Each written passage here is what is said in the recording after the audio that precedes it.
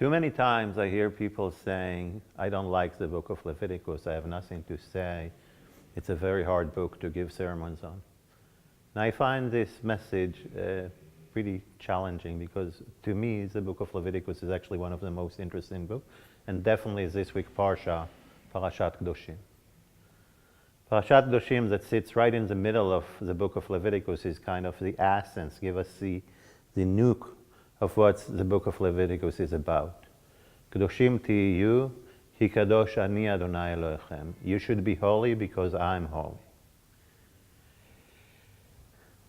The question or the message here is not you are holy. It's not you have an intrinsic value right from the beginning. It's actually a very demanding message. It's tell us you need to be holy. It's not clear what you need to do in order to be holy. And because of that, the commentators gave two different basic answers.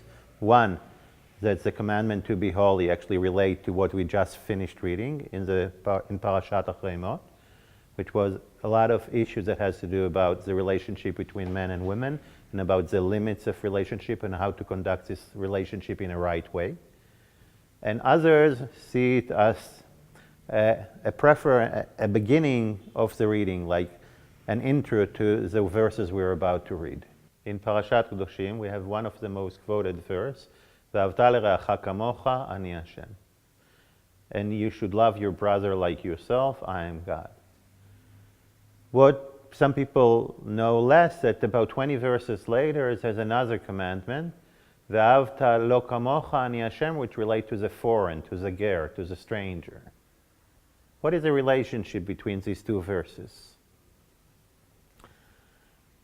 I think they both kind of tell the same message, but tell us that it's very different to love a person that is a relative, that you care about, and to love a stranger. These are two very different demands. Sometimes it's actually easier to love a stranger. We don't have a real relationship to him.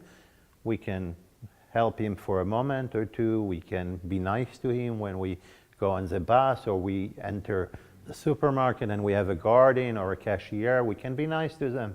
It's not too demanding. And the relationship that we have with the relatives that is way more intensive is in a way much more demanding because it's not a relationship we can dictate how it should be done.